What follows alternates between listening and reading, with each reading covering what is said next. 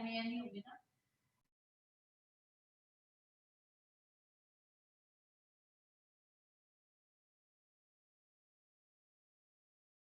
Gas, ठीक बात है।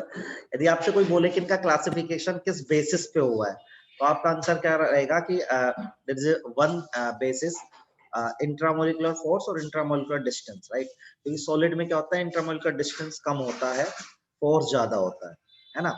गैस में यदि आप बात करोगे तो इंट्रामोलिकुलर फोर्स बहुत कम होता है, जिसकी वजह से डिस्टेंस ज्यादा होता है। तो आइडियल गैस एक्चुअली था क्या, पहले हम गैस को आइडियल मानते थे, फिर हमने थ्योरी पढ़ाई वढ़ाई करी, फिर चीजें देखी सोची और कुछ एक्सपेरिमेंट किए, प्रैक्टिकल्स किए। आफ्टर दैट हमने ये देखा कि यार गैसेस आइडियल नहीं होती, गैसेस रियल होती है, राइट। मतलब गैसेस रियल होती है। तो कैसे पता चला, वो इस पूरे चैप्टर में 2 चैप्टर है ये। एक्चुअली एनसीईआरटी में एक ही चैप्टर है, स्टेट्स ऑफ मैटर, लेकिन मैं उसको 2 पार्ट में पढ़ाने वाला हूँ आपको। First is ideal, second is real. तो आइडियल गैस की डेफिनेशन यदि मैं आपको बताऊं, तो आइडियल गैस की डेफिनेशन, उस समय पे हम ये मानते थे कि गैस वो होती है जिसमें डिस्टेंस बिटवीन द पार्टिकल, या इंटर पार्टिकल डिस्टेंस भी हो सकता है, इज इनफाइनाइट। ये मान के अपन अजम्पशन लेते थे। Secondly, force between the particle is zero, जो अट्रैक्शन का फोर्स है। हम ये मान के चलते हैं, ठीक है, आइडियल गैस के लिए। और इनिशियली हम इसमें स्टार्ट करेंगे सर्टेन लॉज से। अब थोड़ा हिस्ट्री के हिसाब से चलेंगे। है ये न्यूमेरिकल चैप्टर, मतलब हिस्ट्री वाला चैप्टर नहीं है, थ्योरी नहीं है इसमें, बहुत कम है इसमें, न्यूमेरिकल सी है। लेकिन हम इसमें स्टार्ट ऐसे करेंगे, पहले सर्टेन लॉ पढ़ेंगे। जैसे हम इसमें कौन कौन से लॉ पढ़ने वाले, इनिशियली बॉयल्स लॉ पढ़ने वाले हैं। और नीट के हिसाब से यार इंपॉर्टेंट चैप्टर, आप 2 सवाल मान सकते हो इस चैप्टर में से, मतलब 8 नंबर। फिर हम चार्ल्स लॉ पढ़ेंगे। एक बार बता रहा हूँ चैप्टर में है क्या, पहले आइडियल गैस की डेफिनेशन देखे। फिर हम गैलू-सैक लॉ पढ़ेंगे। फिर हम एवोगैड्रो लॉ पढ़ेंगे।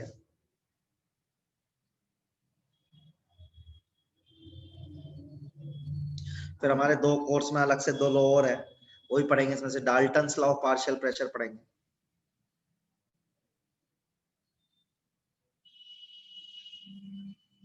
ग्राम्स लॉ ऑफ डिफ्यूजन पढ़ेंगे। ये एनसीईआरटी में नहीं है, लेकिन नीट में आता है। तो ये सब हम पढ़ने वाले हैं ना। तो पहले तो आप इतना लिख लो, फिर मैं स्टार्ट करूंगा बॉयल्स लॉ से कहानी सारी की सारी, ठीक है।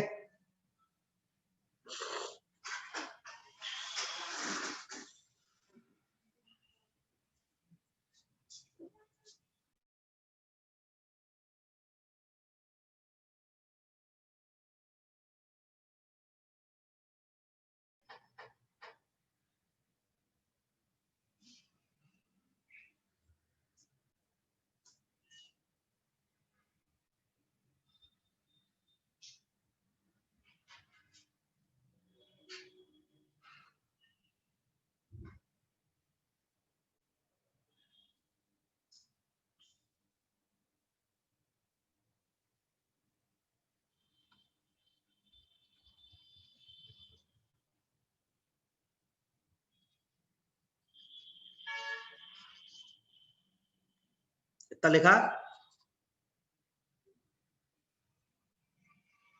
Yes sir. परफेक्ट, चलो स्टार्ट करते हैं। हम सबसे पहले चैप्टर स्टार्ट कर रहे हैं बॉयल्स लॉ से बेटा।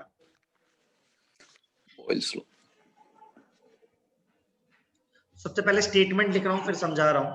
तो स्टेटमेंट है at constant temperature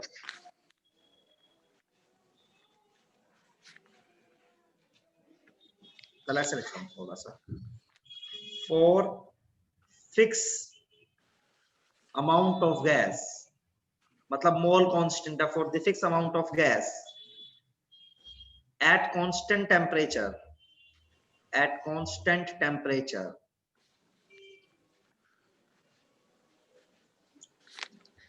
pressure is inversely proportional to volume, ठीक है। तो है क्या सीन देखो, इसके हिसाब से क्या है मैं आपको बताता हूं। तो गैस, किसी भी गैस का जो वॉल्यूम और प्रेशर का रिलेशन है, प्रेशर जो होता है बेटा वो इनवर्सली प्रोपोर्शनल टू होता है वॉल्यूम का, लेकिन कंडीशन क्या है मेरी, मोल और टेम्परेचर क्या होने चाहिए बेटा, कांस्टेंट होने चाहिए। चमका सबको? स्टेटमेंट क्लियर है सबको? आपने फील भी किया होगा, ये इन जनरल फील कर सकते हो, प्रेशर कम करने से वॉल्यूम बढ़ जाता है या प्रेशर बढ़ने से वॉल्यूम कम हो जाता है। अच्छा सब लोग ध्यान से देखो, जब भी प्रोपोर्शनलिटी का साइन हटता है तो कोई कांस्टेंट आता है बेटा, तो यहाँ पे के लिख दिया मैंने, कोई दिक्कत किसी को? तो मैं ऐसे भी लिख सकता हूँ, देखो पीवी बराबर कांस्टेंट, हाँ ना तो बोलते रहो थोड़ा थोड़ा। या मैं ऐसे भी लिख सकता हूँ बेटा कि P1 V1 बराबर P2 V2 बराबर P3 V3, इस टाइप से। ठीक है, सबसे पहले लिखो। अब इसके, ये स्टेटमेंट था, इसका मैथमेटिकल एक्सप्लेनेशन था, अब हम इसके ग्राफ बनाएंगे। तो बॉयल्स लॉ जब भी आए तो आप हमेशा यूज कर सकते हो PV equals to constant. Boyle's law applicable कब है, जब आपका टेम्परेचर कांस्टेंट रहे और मोल कांस्टेंट रहे।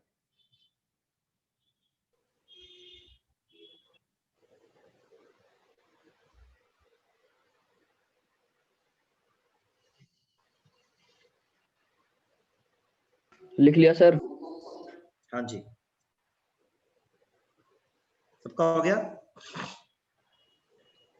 अब देखो, आपको नीट में ना ग्राफ ज्यादा पूछे जाते हैं और आप ग्राफ में थोड़े कंफर्टेबल भी नहीं होते हो, तो थोड़ी मैथमेटिक्स लग जाती है, लेकिन देखो मैं आपको कंफर्टेबल कर देंगे आपको आराम से। जैसे पहला ग्राफ जो पूछा जाता है, ग्राफ ना कई तरह के बनाए जाते हैं। इसमें से पहला ग्राफ है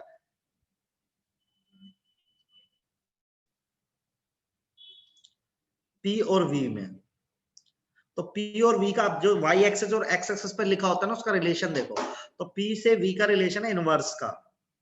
देखो इनवर्स में हमेशा ऐसा ग्राफ बनता है, याद रखना। आप देख भी सकते हो, देखो जैसे जैसे प्रेशर बढ़ रहा है वॉल्यूम कम हो रहा है, या प्रेशर घट रहा है तो वॉल्यूम इंक्रीज हो रहा है। चेक कर सकते हो ना आप, देखो देखो यहाँ, देखो प्रेशर कम किया तो वॉल्यूम देखो बढ़ गया। क्लियर है पहला ग्राफ, आया ना? अभी एंड में बना लेना सारे, ठीक है? पहला ग्राफ सबको क्लियर है? अच्छा दूसरा ग्राफ सिखाते हैं अब आपको, जो आपके एग्जाम में आ सकता है। P और 1/V में,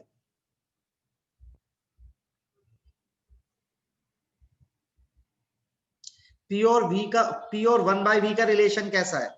देखो P V के तो इनवर्सली प्रोपोर्शनल है, पर 1/V के तो डायरेक्टली प्रोपोर्शनल है कि नहीं है? तो y बराबर x की लाइन बनेगी, ये y हो गया, ये x हो गया, तो कैसी लाइन जाती है? Straight line. डायरेक्टली प्रोपोर्शनल तो स्ट्रेट लाइन जाती है भाई, P बढ़ेगा तो 1/V बढ़ेगा। अंतर समझ रहे हो? P V के इनवर्सली प्रोपोर्शनल था बेटा, समझ रहे हैं सब लोग?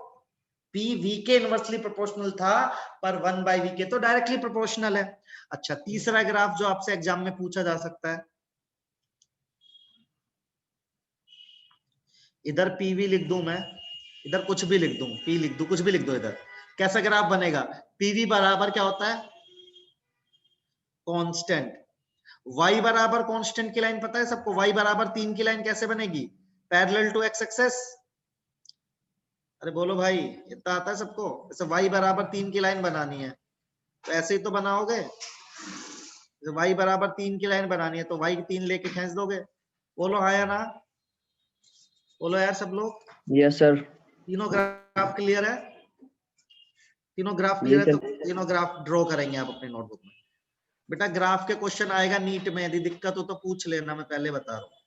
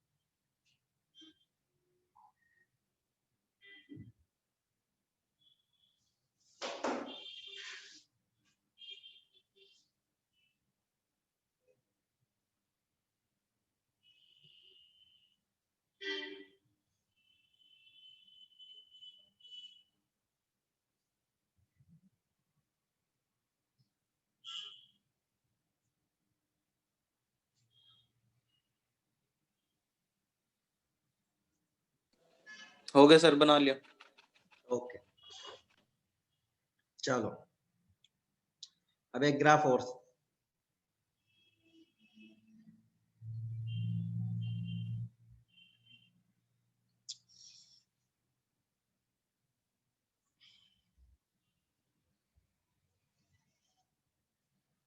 अरे यार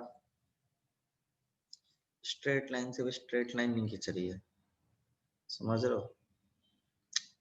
ये कुछ एक सेकंड रुको, ये कुछ सेटिंग चेंज हो गई, इसको ठीक करना पड़ेगा। अभी ठीक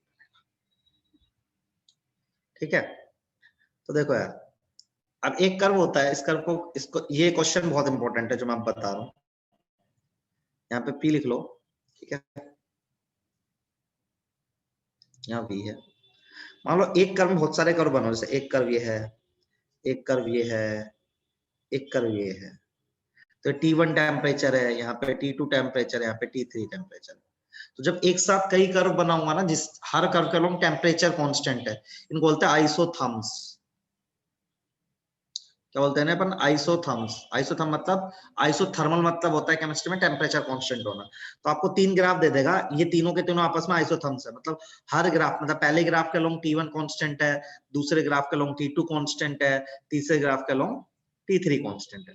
अब आपसे क्या पूछा जा सकता है नीट में कि इनका रिलेशन क्या होगा, कौन सा टेम्परेचर ज्यादा, कौन सा टेम्परेचर कम। करने का तरीका बताऊं, ध्यान से सुनना। आप क्या करोगे, एक एक्सिस को फिक्स कर दोगे, जैसे वाई एक्सिस को फिक्स कर दिया और ऊपर खींचते जाओ। इसके अलोंग प्रेशर आ रहा है P1, इसके अलोंग आ रहा है प्रेशर P2, इसके अलोंग आ रहा है प्रेशर P3। अब ध्यान से सोचो कि वॉल्यूम कांस्टेंट है। वॉल्यूम क्या है बेटा? कांस्टेंट। प्रेशर ज्यादा आ रहा है तो टेम्परेचर क्या रहा होगा, कम या ज्यादा? सोचो, वॉल्यूम कांस्टेंट है, प्रेशर ज्यादा आ रहा है, तो टेम्परेचर कम रहा होगा या ज्यादा रहा होगा? आंसर करो,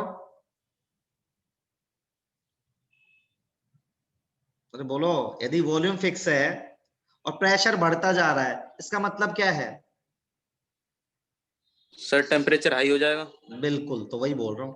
तो T3 हाई हो जाएगा किससे? T2 से। T2 हाई हो जाएगा किससे? T1 से। ऐसा सवाल आपको आ सकता है नीट में। क्लियर है सबको ये क्वेश्चन? ढंग से यस देखो, सर। ऐसे सवाल के लिए एक एक्सिस को फिक्स करो और दूसरे के अलोंग देख लो, आपको आंसर मिल जाएगा खुद पे खुद।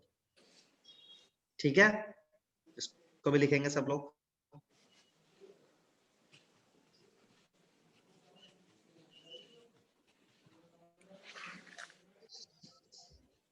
तो ये था बॉयल्स लॉ। अब पढ़ेंगे चार्ल्स लॉ। छोटे छोटे लॉ है ये, फटाफट फटाफट होते जाएंगे।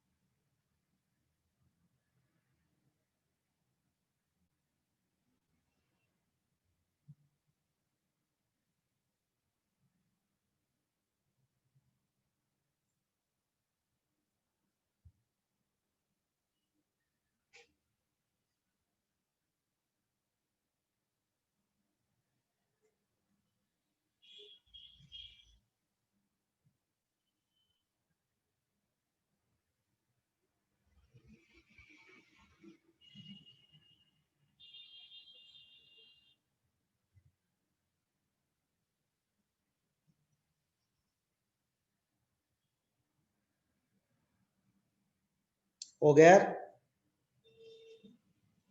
हो गए सर। Yes sir.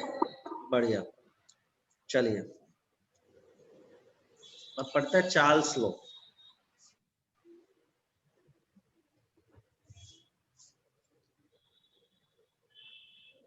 तो देखो, चार्ल्स लॉ का सबसे पहले स्टेटमेंट है ना बेटा। स्टेटमेंट क्या है?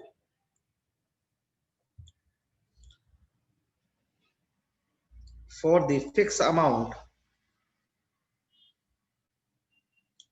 of gas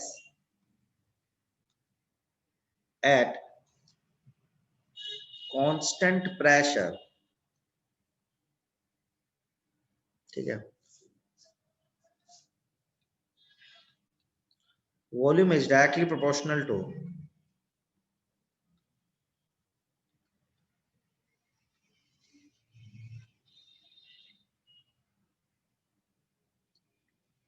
temperature, बैक होता है एब्सोल्यूट। अब टेम्परेचर के दो स्केल होते हैं बेटा, सबको पता होगा, एक केल्विन और एक डिग्री सेल्सियस। तो केल्विन वाले को हम एब्सोल्यूट बोलते हैं, क्यों बोलते हैं बताता हूं। तो चार्ल्स लॉ बोलता है कि volume is directly proportional to T, T यहाँ पे केल्विन में है। अच्छा यदि ऐसा है तो जब प्रोपोर्शनलिटी का साइन हटेगा तो क्या आएगा, बराबर v बराबर के टी आएगा बेटा। अच्छा तो यहां से लिख सकते हैं ना v बाय टी बराबर क्या, कांस्टेंट। तो चार्ल्स लॉ का स्टेटमेंट क्या है कि v1 bye t1 v2 bye t2 बराबर कांस्टेंट। लेकिन कंडीशन क्या है बेटा, वो भी लिखनी पड़ेगी कि जब आपका मोल और प्रेशर क्या हो जाए, कांस्टेंट हो जाए। लेकिन ये जितना भी टेम्परेचर सब केल्विन में है, ठीक है। अब डिग्री सेल्सियस में आ जाएगा तो क्या करेंगे मैं बताता हूं आपको, पहले आप इतना लिख लो।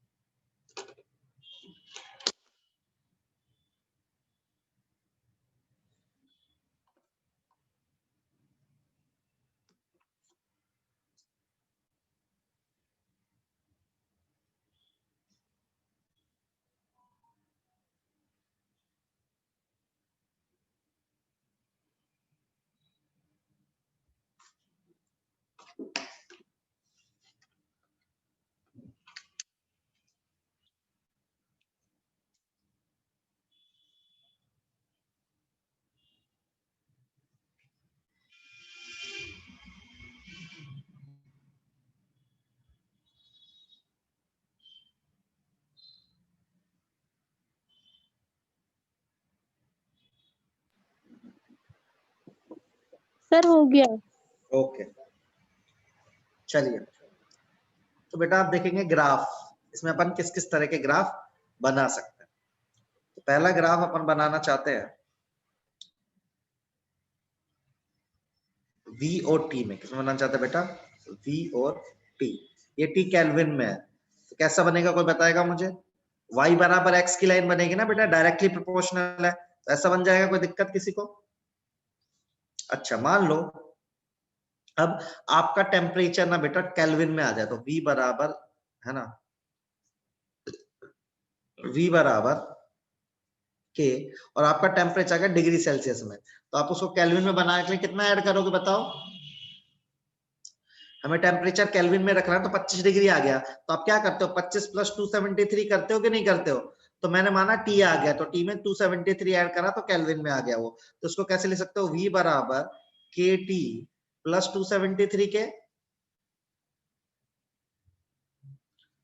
आपको ग्राफ किस में बनाना है, ये आपका y एक्सिस बनाना है, ये आपका x एक्सिस बनाना है, ये स्लोप है ये c। तो y बराबर mx प्लस c, पता है कैसी लाइन बनती है सबको। मैं ग्राफ बना रहा हूं, यहाँ पे वॉल्यूम है, यहाँ पे t है जो कि डिग्री सेल्सियस में। तो कैसी लाइन बनेगी बेटा, बनेगी तो स्ट्रेट लाइन ही, लेकिन वो इंटरसेप्ट के साथ बनेगी जिसका स्लोप होगा m। क्लियर है कि नहीं क्लियर है, ये दोनों ग्राफ बताओ यार, हाँ या ना। शीतल, आदिल, अंजलि, आदर्श, देखो सर मुझे सेकंड ग्राफ समझ नहीं आया कुछ। हाँ देख बेटा, मुझे V और स्मॉल t के बीच में ग्राफ बनाना था, V और स्मॉल t के बीच में, V और स्मॉल t। स्मॉल t की पहले मुझे केल्विन में पुट करना पड़ेगा ना बेटा, तो उसमें 273 ऐड करना पड़ेगा। देख यहाँ तक ठीक है। Yes sir. तो V बराबर KT प्लस 273 क्या आएगा। अब मेरे को V को Y मानना है और T को X मानना है, तो Y बराबर mx प्लस c से कंपेयर हो रही है इक्वेशन। Yes sir. तो उसका ऐसी तो लाइन बनती है, m यदि पॉजिटिव होता है तो ऐसी बनती है, नेगेटिव होता है तो ऐसी बनती है। हमारा m तो क्या है, k है, वो कि पॉजिटिव है तो कैसी बनेगी, इंटरसेप्ट के साथ। सही है? Yes sir. ठीक,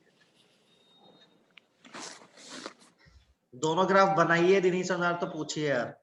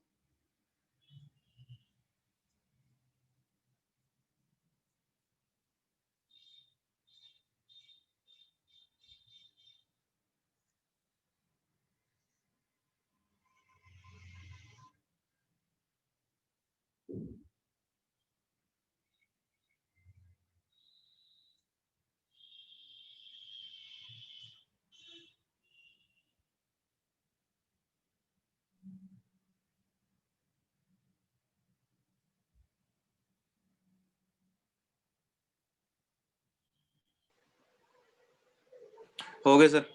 ओके, चलो आगे बढ़ते हैं। अब हम आपको बताते क्या है।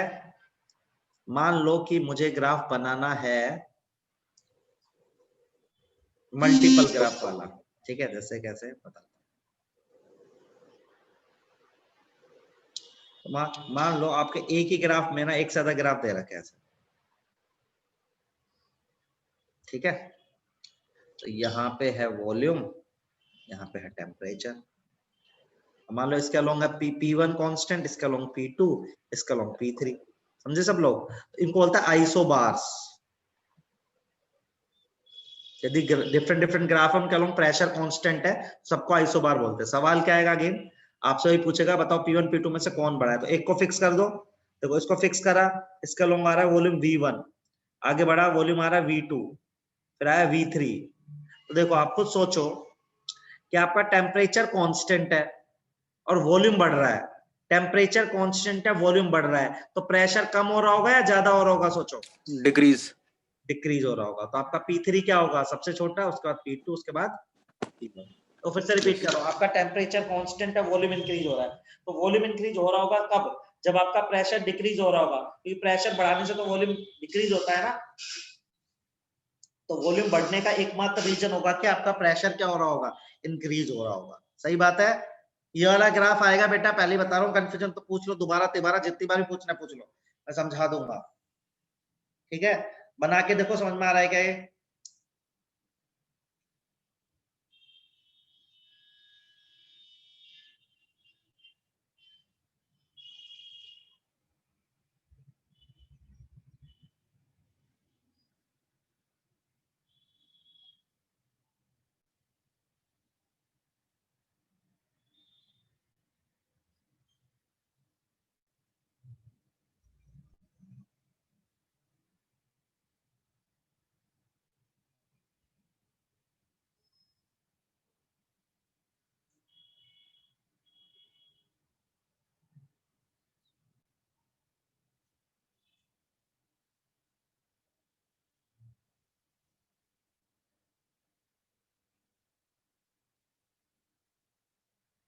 हो गए sir.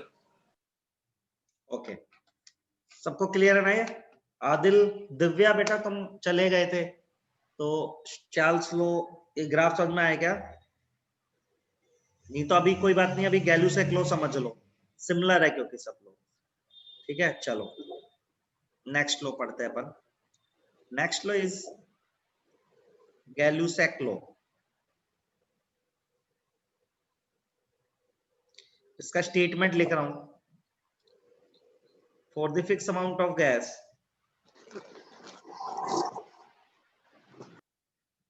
for the fixed amount of gas,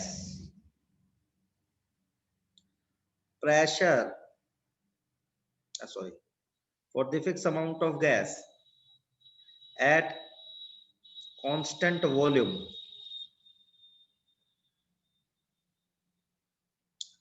pressure is directly proportional to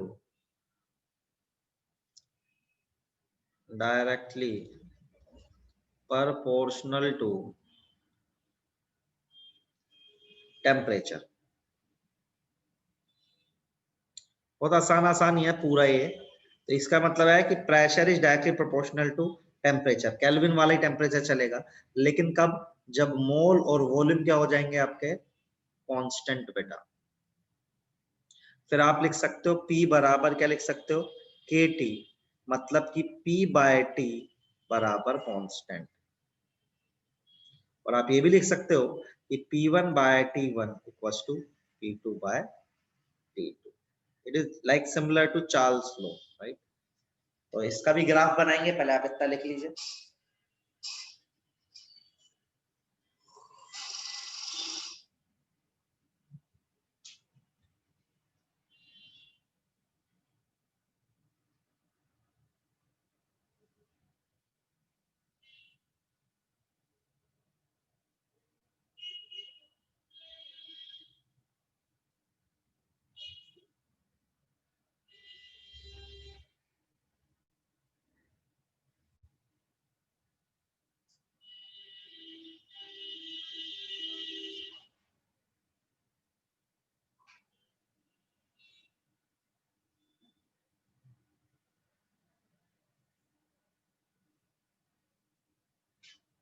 तो यहाँ पे भी टेम्परेचर जो है वो केल्विन में ही है, तो मैक्सिमम टाइम टेम्परेचर केल्विन में ही लेते हैं। एब्सोल्यूट स्केल वही है हमारा, इस पे हम न्यूमेरिकल्स करते हैं।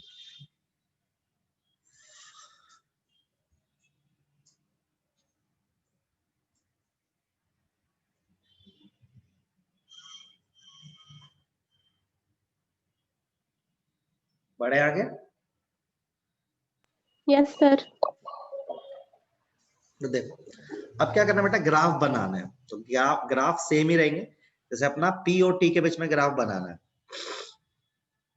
तो अपना एक P है और T मतलब केल्विन वाला, तो P is directly proportional to T, तो सीधा सीधा ग्राफ आ जाएगा। अब मान लो वही कहानी, मान लो P जो है अपना, जो T है वो डिग्री सेल्सियस में दे रखा है बेटा, तो आप लिखोगे P बराबर T प्लस 273 लिखोगे बेटा। तो भाई केल्विन में करना पड़ेगा ना, गलती से डिग्री सेल्सियस में आ गया तो उसको केल्विन में कन्वर्ट करना पड़ेगा। तो डिग्री को केल्विन में कन्वर्ट करने के 273 ऐड करते हैं, तो इसको लिख सकते हैं P बराबर KT प्लस 273 K। अपन को ग्राफ किस किस के बीच में बनाना है, अपन को ग्राफ बनाना है, मुझे ग्राफ बनाना है बेटा P और स्मॉल t के बीच में। तो ये मेरा y एक्सेस है, ये मेरा x एक्सेस है, ये m है, ये प्लस c। तो अगेन वही लाइन बन गई y बराबर mx प्लस c। y बराबर mx प्लस c कैसे लाइन बनती है, ऐसे। क्लियर है सबको? स्लोप पॉजिटिव है ना, k पॉजिटिव है तो ऐसी जाएगी, नेगेटिव होता तो ऐसी जाती। दोनों ग्राफ क्लियर है यार? अंजलि एंड दिव्या आप नए हो बेटा, क्लियर है? Yes sir. क्लियर है। परफेक्ट। अब इसका भी मल्टीपल वाला ग्राफ करेंगे।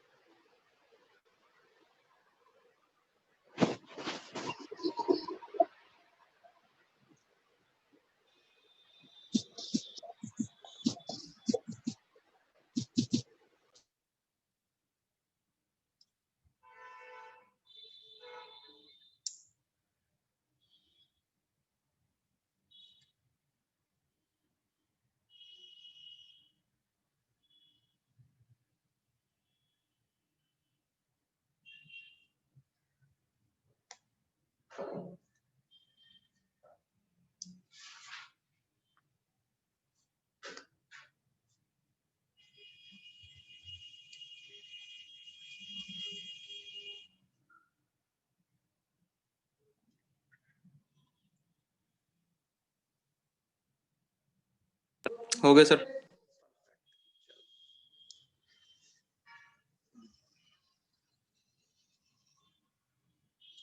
अब वही ग्राफ, ये आपको इस बार खुद करना है। ऐसा ग्राफ है, इस ग्राफ में मान लो आपको एक से ज्यादा कर्व दे दूं मैं, एक ये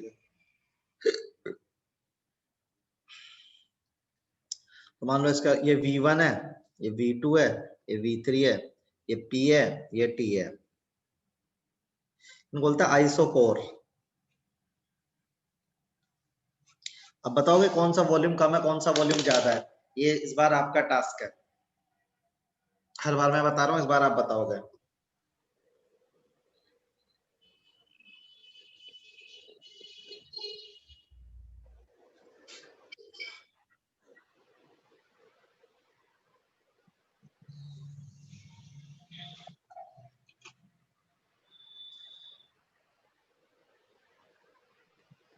शीतल का आ गया V3 बड़ा आ रहा है शीतल का, सही बात है क्या?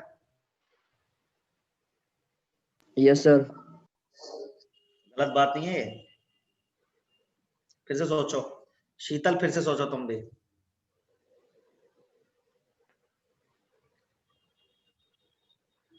सर प्रेशर बढ़ेगा वॉल्यूम घटेगी। V3 बड़ा कैसे हो गया फिर? Yes sir. आपने V1 मान लो V2 इसको V3। फिक्स करा, इसको फिक्स करा, तो ये आया P1, ये आया P2, ये आया P3। प्रेशर बढ़ रहा है तो वॉल्यूम तो घटना चाहिए ना भाई। यस सर, यही आया मेरा। है ना? शीतल तुम्हारा गलत आ रहा है, पता चला?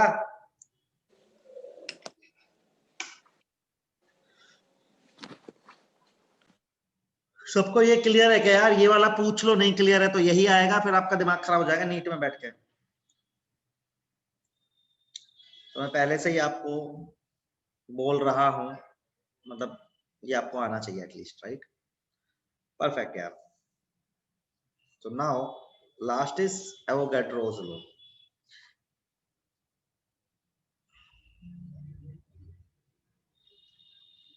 ये छोटा सा है कि वॉल्यूम ना डायरेक्टली प्रोपोर्शनल होता है मोल के, लेकिन प्रेशर टेम्परेचर कांस्टेंट होने चाहिए। ठीक है, बस ये इतना ही है। तो यदि सब बातों का सार लिख दूं, इसको पहला डाल के, इसको लिख दूं बॉयल्स लॉ, और लिख दूं प्रेशर इज, वो ये था है ना, उसमें क्या कांस्टेंट था? एन कांस्टेंट था और टी कांस्टेंट था, है ना? फिर मैंने पढ़ाया आपको चार्ल्स लॉ,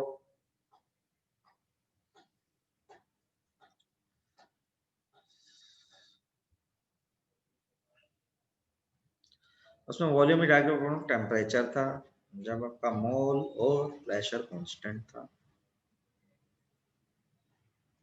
समरी टाइप का ही है ना आपका गैलो सेट लॉ।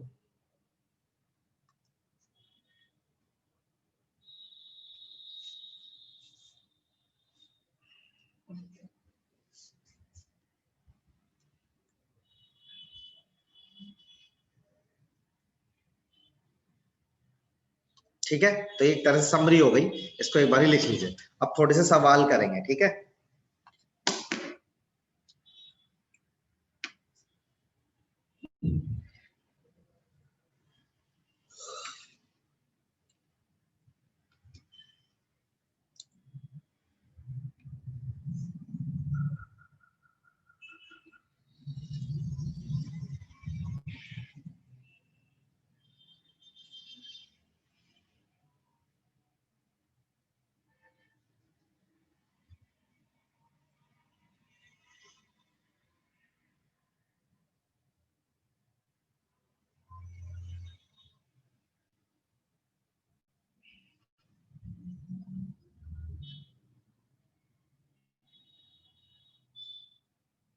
हो गए सर। ओके बेटा,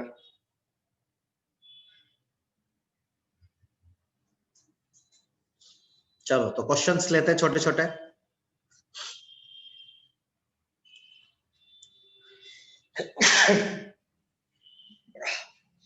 क्वेश्चन है, द टेम्परेचर ऑफ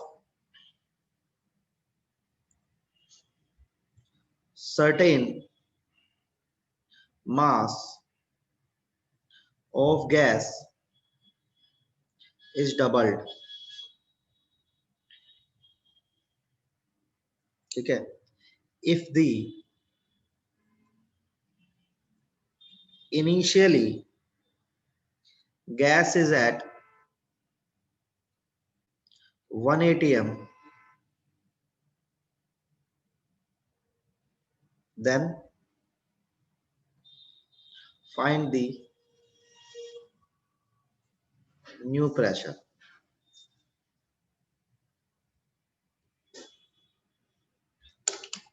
तो एक गैस का मास कुछ था, उसकी टेम्परेचर को डबल कर दिया गया है। तो पहले वो 1 एटीएम पे थी, अब बताना आपको कितने एटीएम पे आ गई।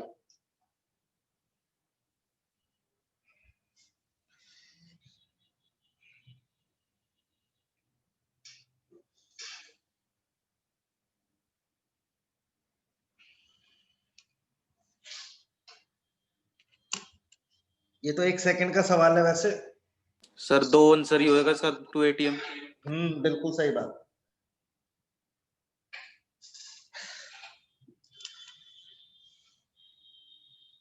बिल्कुल आसान है ना, आपको पता है P is directly proportional to T है बेटा। T को डबल कर दिया तो P भी डबल होगा, तो P भी डबल हो जाएगा, P is double as T is double। सही नहीं है क्या भाई? Yes sir. चलो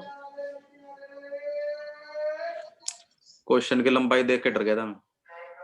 चलो चलो, एक छोटा सा न्यूमेरिकल और है, ठीक है। एक गैस है, उसका टेम्परेचर एट कांस्टेंट वॉल्यूम, लंबाई छोटी कर देता हूं, एट कांस्टेंट वॉल्यूम टेम्परेचर का इंक्रीमेंट है बेटा 27 डिग्री से लेके 37 डिग्री तक, ठीक है। अब आपको फाइनल प्रेशर बताना है। इफ इनिशियल प्रेशर इज, मान लो x यार, ठीक है, इनिशियल प्रेशर x है, तो फाइनल प्रेशर बताना है। In the terms of x ही आंसर आएगा आपका, और बता दीजिए आप। तो एक कांस्टेंट वॉल्यूम है, टेम्परेचर 27 से 37 डिग्री सेल्सियस पहुंचा है, फाइनल प्रेशर बताना है, इनिशियल प्रेशर x है।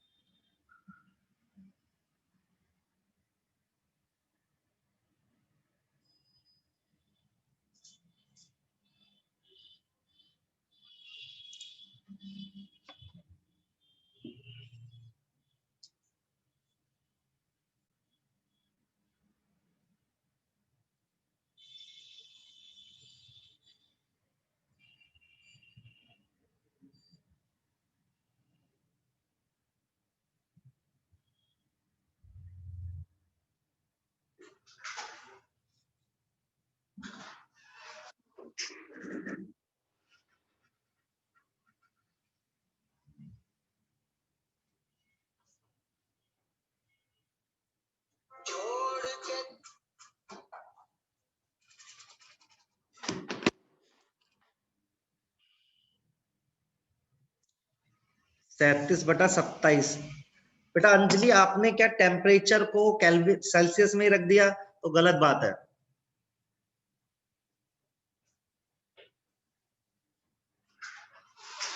बेटा अंजलि, ये थोड़ी सी एक गलती हुई है आपसे। आई थिंक आपने टेम्परेचर को डिग्री सेल्सियस में ही रखा है, that's why you are getting something different from the answer,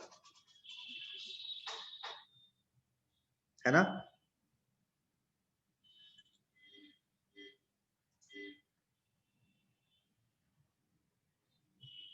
बाकी लोग का कोई आंसर आ रहा है?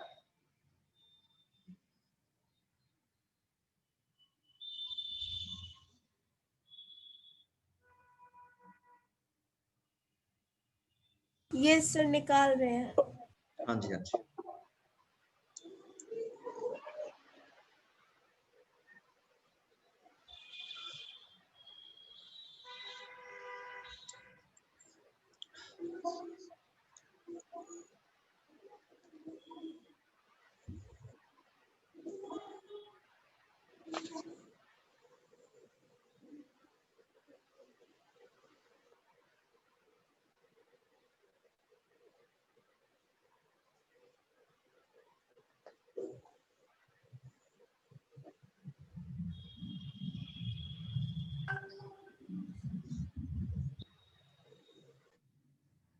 आसान है ना। देखो T1 क्या है, 27 डिग्री सेल्सियस है बेटा, तो मतलब कितना हो गया, 300 केल्विन हो गया। T2 क्या है, 37 डिग्री सेल्सियस है, तो 310 केल्विन हो गया।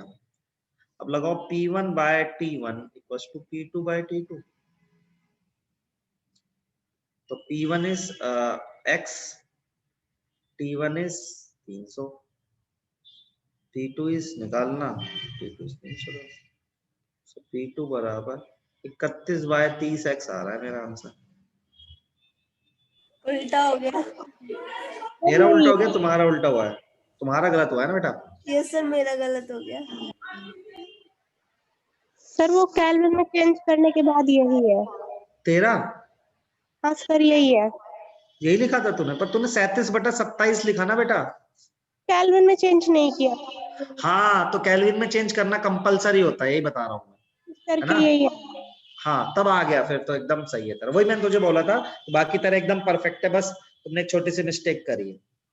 सर वो जो है टेम्परेचर है सर, अगर ये फ़ारेनहाइट में दिए हो तो फिर वो उसमें भी चेंज करना होगा। हाँ, जनरली कभी भी फ़ारेनहाइट में देंगे नहीं, लेकिन देंगे तो भी केल्विन में ही करना है। ओके सर, फ़ारेनहाइट ना, हाँ फ़ारेनहाइट वैसे कभी यूज नहीं करते अपन, वो मतलब वो रेयर केसेस होता है, अगर हो तो वो भी केल्विन में ही करना हाँ है फिर भी। एग्जैक्टली ओके ठीक है, सर। केल्विन में ही कैलकुलेशन करनी है सारी की सारी। Okay sir. अच्छा, एक क्वेश्चन ना थोड़ा सा टफ है पर मजेदार है, आप ट्राई करोगे तो शायद आपको बहुत अच्छा लगेगा। ठीक है, तो लिख रहा हूं, इसको ट्राई करो, ये क्वेश्चन बहुत ही शानदार क्वेश्चन है। तो ए रबर बैलून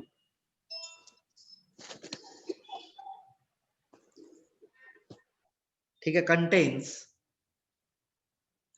सम सॉलिड मार्बल, पत्थर के टुकड़े एक बैलून के अंदर, ठीक है, ऑफ वॉल्यूम 10 ml ईच। मतलब पत्थर का वॉल्यूम दे रखा है 10 ml, एक पत्थर, ऐसे मान लो कुछ x पत्थर है, तो टोटल वॉल्यूम 10x उन्होंने घेरा हुआ है, ठीक है, बैलून के अंदर। ठीक है, ए गैस इज फिल्ड, ठीक है, at a pressure of 2 atm, तो 2 atm पे गैस भर दी गई, and total volume of balloon is, and total volume of balloon is, balloon का टोटल वॉल्यूम दे रखा 1000 ml, मतलब 1 लीटर। तो देखो एक बैलून है, उसके अंदर कुछ पत्थर के टुकड़े हैं, उन पत्थर के टुकड़ों का वॉल्यूम एक आदमी का 10 ml है। अब आपने क्या किया, उस बैलून में हवा भरी 2 atm पे, और उस समय उसका वॉल्यूम हो गया 1000 ml। अब आपसे पूछा क्या, if external pressure increases to 4 atm, volume is 625 ml। तो पहले 1 atm था पूरे गुब्बारे का वॉल्यूम, उसको बढ़ा के 4 कर दिया, अब 1 लीटर की जगह 625 ml बैलून का वॉल्यूम हो गया। अब बताना, find the number of marbles in the balloon.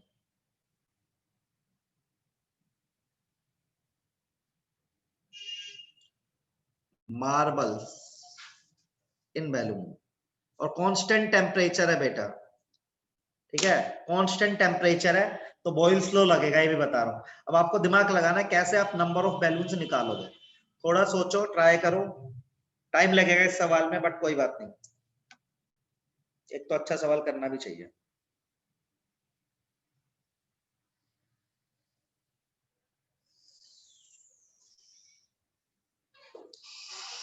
Sir temperature constant है? हाँ जी बेटा, ओके।